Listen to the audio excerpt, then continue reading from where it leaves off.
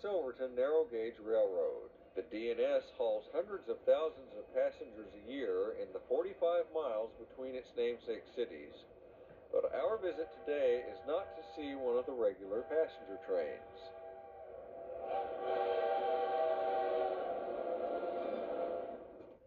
Down at the depot, we see what almost looks like a ghost from the distant past.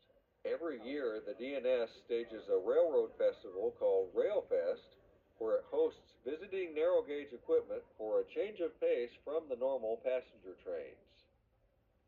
Eureka and Palisade number 4 is in town for RailFest. Built in 1875, the Eureka is one of the oldest operational steam locomotives in the world.